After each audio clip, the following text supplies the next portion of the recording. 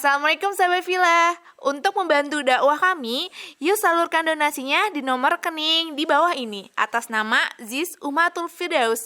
Yuk teman-teman semua, kita berinfak bersama. Assalamualaikum teman-teman. Kembali lagi nih di acara Cinta, Curhatan Indah tentang agama yang muda punya kajian.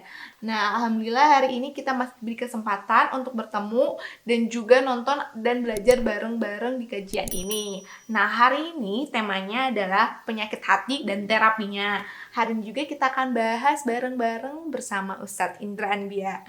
Assalamualaikum Ustadz. Waalaikumsalam warahmatullahi wabarakatuh.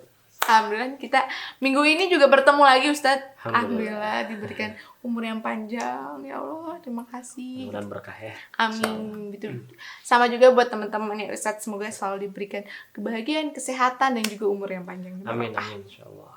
Nah Ustadz, hari ini kita bakal bahas tentang penyakit hati dan juga terapinya.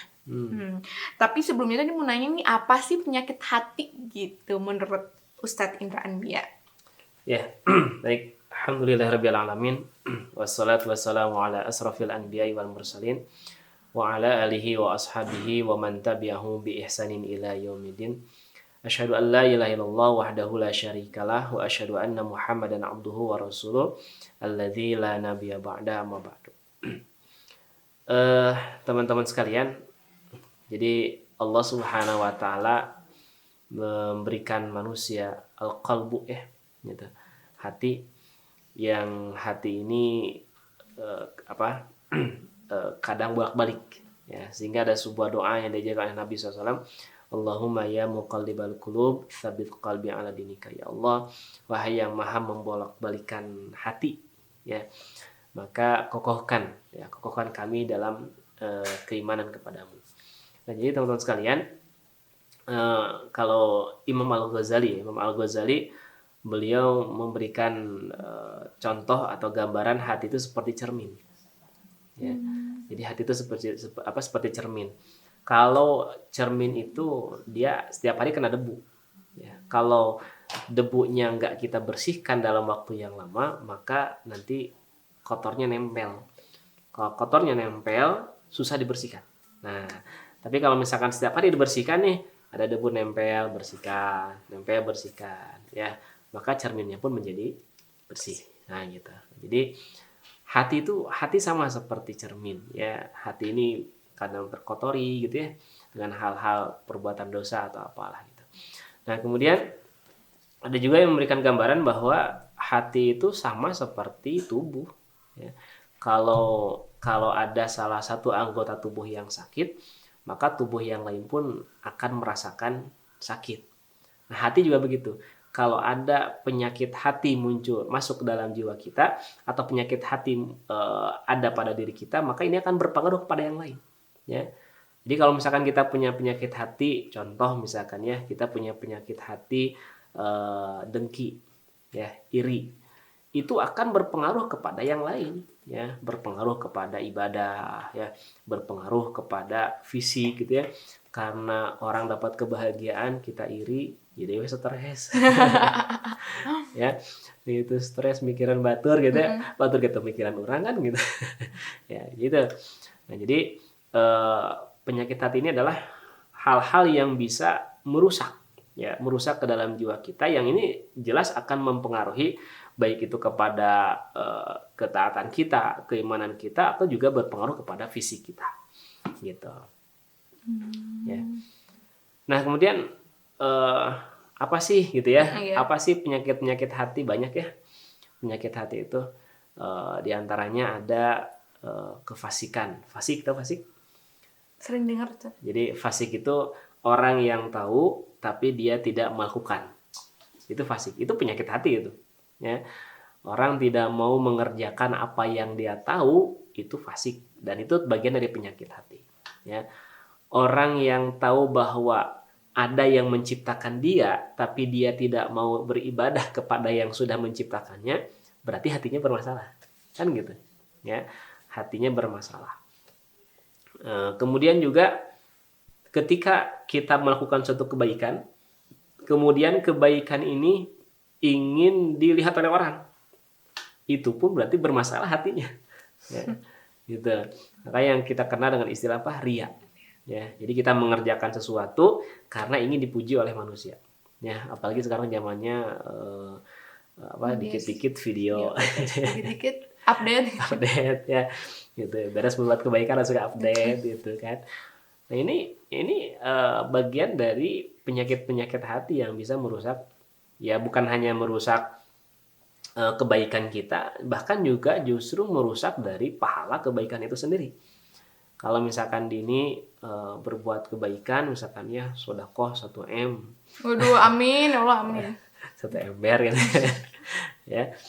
1 M, kemudian ingin dipuji oleh manusia. Ketika orang tidak muji, kira-kira bermasalah nggak? Kecewa pasti gitu ya. Ya itu bagian dari penyakit hati. Kalau kita berbuat kebaikan, kemudian ingin dilihat oleh manusia, dipuji oleh manusia, ini menunjukkan bahwa hati kita bermasalah nih, ya. Ini penyakit hati. Nah, dari penyakit hati yang disebut dengan ria, ada lagi penyakit hati al-kibru. Apa tuh? Al-kibru itu sombong. Oh. Ya. Ini kalau kita punya penyakit sombong, ini bahaya. Ya, kenapa bahaya? Karena Firaun pun punya sifat sombong. Ya, bahkan kenapa iblis sampai dilaknat oleh Allah? Karena iblis sombong. Ya, ketika Allah merintahkan supaya sujud kepada Nabi Adam, ya mereka tidak mau. Ya, Al-Quran menggambarkan aba wastakbaro. Jadi iblis itu punya dia enggan, tidak mau, wastakbaro, dan punya sifat sombong. Gitu. Ya, jadi dia ya kata iblis kan, engkau menciptakan Adam dari tanah, sedangkan saya dari api, ya. Api lebih baik daripada tanah. Muncul al-kibru itu, ya, muncul kesombongan.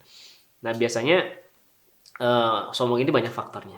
Ya, jadi ketika seseorang merasa sombong terhadap dirinya, maka dia sedang terkena penyakit dalam hatinya.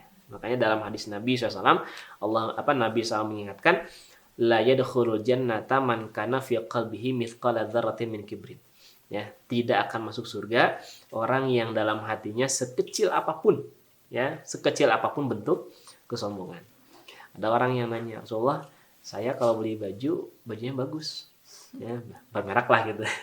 Ya, kalau beli sepatu, sandalnya yang bagus, ya, sombong bukan? Sombong dia, Ustaz. Ya, Nabi kemudian menjawab, Innallaha jamilun yuhibbul jamal. Ya, jadi Allah itu indah dan mencintai keindahan gitu. Jadi kalau misalkan sekarang ini baju nggak bermerek ya, harganya berapa? 80 ribu. Kalau yang bermerek 200-300. 2 juta misalkan. Oh, itu yang levelnya the next level ya, Ustaz. Ya, gitu. Kalau misalkan ini harga 100.000, ini harga 2 juta. Dini punya uang misalkan ya, bisa beli yang harga 2 juta. Sombong nggak? Enggak, kan dia mampu. Nah, makanya Rasul menjawab, Innallaha jamilun yuhibbul jamal. Allah itu indah dan mencintai keindahan. Silakan aja, Ari punya uangnya kan gitu. Ya, bukan itu sombong itu. Jadi sombong itu bukan apa yang kita pakai, apa yang kita gunakan. Tapi sombong itu adalah ghamtun nas, batrul haq wa ghamtun nas. Sombong itu engkau menolak kebenaran dan engkau merendahkan manusia. Jadi ketika ada orang menyampaikan kebenaran, kamu kan muslim ya, harusnya sholat itu ya, tapi dia nolak. Nah, itulah orang yang sombong. Kibrut begitu. Itu bagian dari penyakit hati. Jadi kalau ada orang ngasih tahu kebaikan sama kita nolak, ya bermasalah hati kita itu. Ya, hati kita bermasalah. Berarti harus kita perbaiki. Ya, gitu. Nah, kemudian banyak ya penyakit sombong. Tadi apa yang pertama? Fasi itu apa lagi? Ngepes aja Kria, pasti kria, sombong, dengki. Nah, hasad itu ya. Hasad. Dengki, kemudian lulus, juga tes aku lulus. Ya. Ada juga ujub, hati-hati juga. Itu penyakit hati itu. Jadi kalau kita mengerjakan kebaikan, merasa kita lebih baik dari orang lain, itu juga penyakit itu. Ya. Jadi kita sudah tahajud, orang lain enggak gitu. Ente mah susah tahajud hese misalkan gitu ya. Anda mah tahajudnya susah, saya mah gampang. Itu ujub itu, ya, hati-hati. Jadi ujub itu merasa bangga dengan amalan yang sudah kita perbuat, gitu, ya. Ada kalanya memang bukan ujub ya. Ada kalanya kita dalam rangka memberikan nasihat perlu menunjukkan hal itu, gitu. Ya, tapi kalau nggak perlu jangan. Seperti gini. Contoh di zaman Nabi ada seorang sahabat yang dia ingin sholat malam terus-terusan, ya. Ada juga yang ingin puasa terus-terusan. ya. Ada juga yang ingin ngajomblo terus-terusan.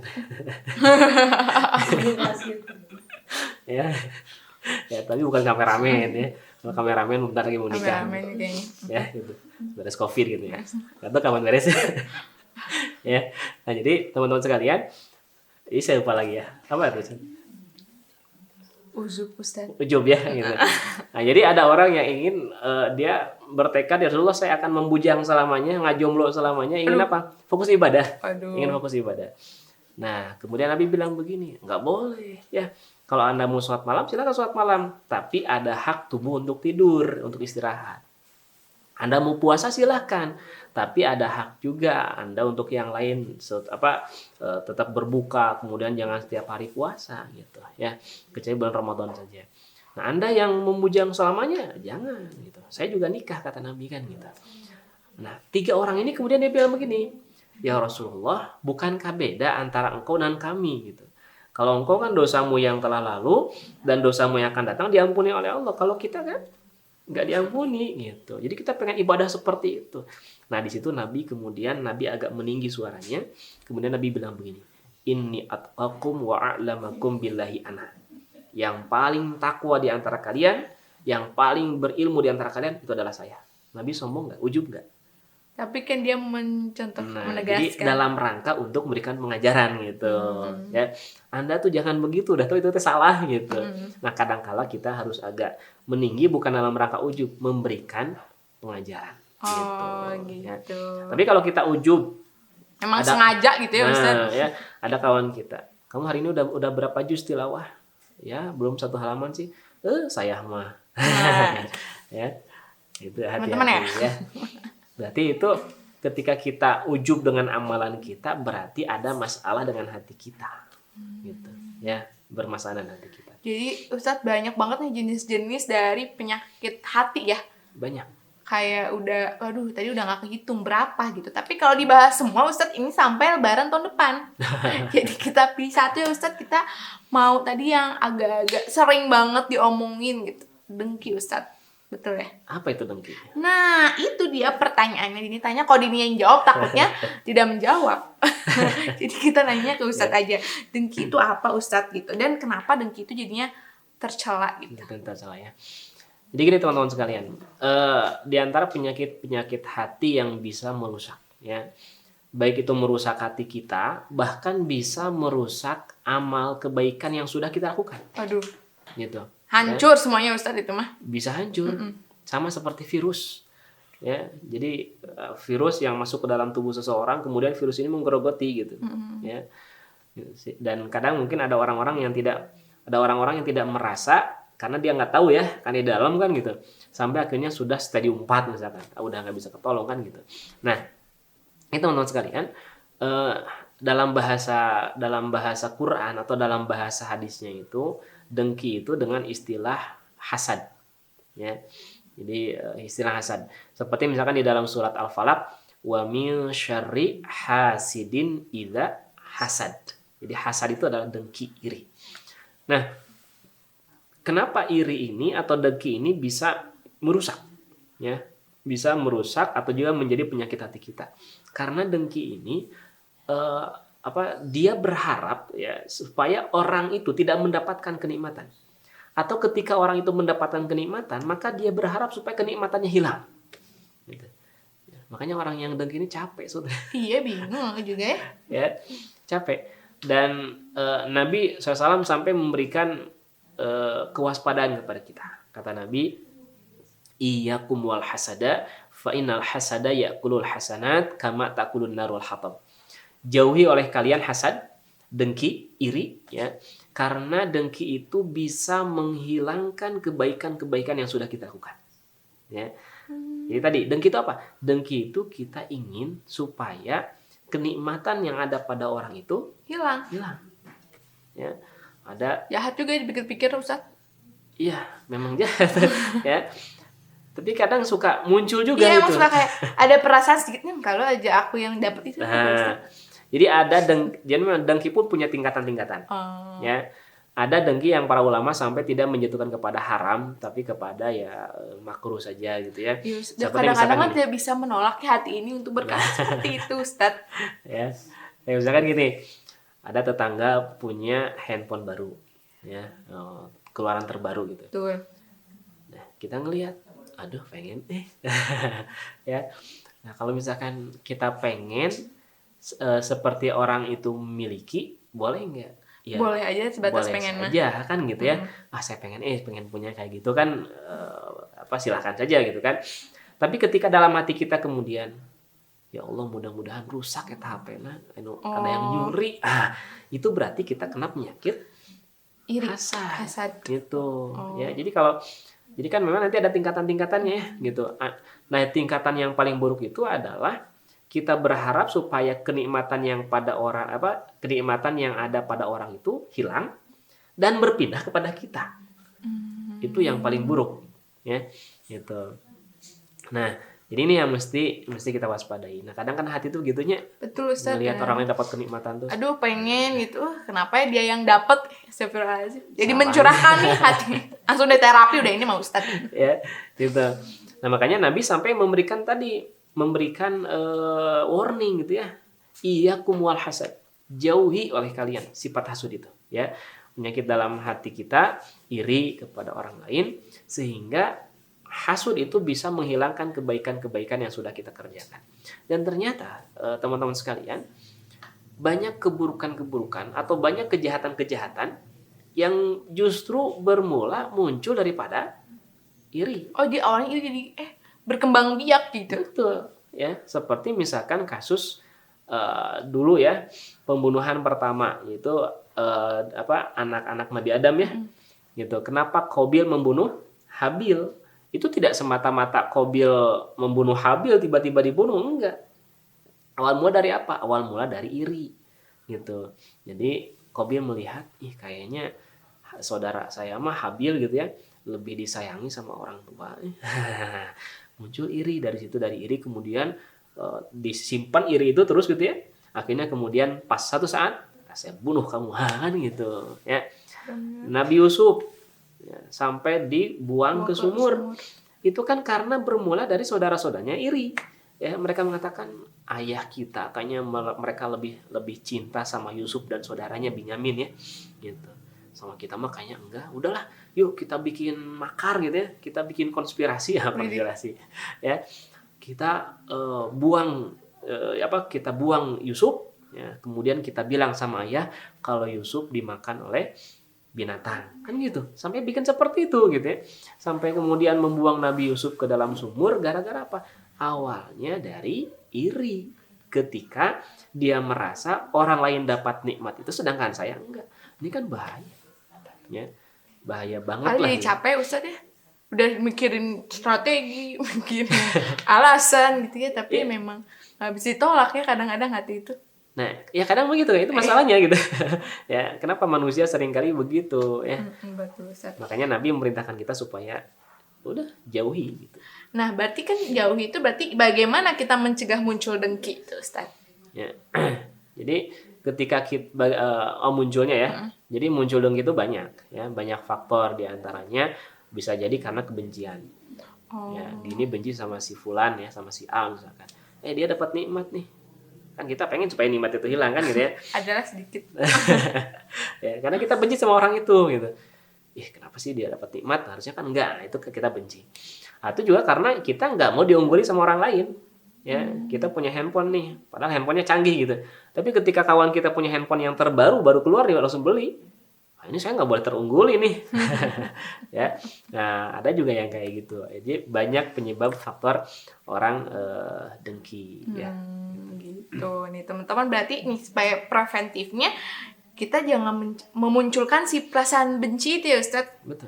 Dan ketika udah kayak gitu, udah kita mah astagfirullahaladzim aja langsung mengingat ya Allah ini penyakit hati gitu ya Ustaz. Ya, berbanyak istighfar. Banyak istighfar. Nah, teman-temannya karena ternyata dengki itu sangat dekat. Tadi pas Ustadz memberikan contoh tuh kayak bercermin gitu Ustadz. Nah Ustadz makasih nih udah memberikan wejangan-wejangan dan ilmu terkait penyakit hati, karena sebenarnya itu kadang-kadang disepelekan, tapi ternyata kalau misalnya kita diam-diam dia udah bisa berkembang biak stadium 4 ya Ustadz ya. Oh, iya. Jadi ada tragedi pembunuhan dan juga bisa tragedinya juga kayak Nabi Yusuf ya Ustadz, dibuang ke sumur ya. gitu kan. Jadi ini adalah penyakit yang dekat dan kita harus waspada gitu, termasuk teman-teman dan juga diri sendiri. Makasih Ustadz udah Sama-sama. memberikan ilmu. Terima kasih juga teman-teman udah nonton. Semoga menjadi bermanfaat untuk teman-teman. Jangan lupa di-share ke teman-teman yang lain dan juga jangan lupa di komen, di like dan di subscribe. Wassalamualaikum warahmatullahi wabarakatuh.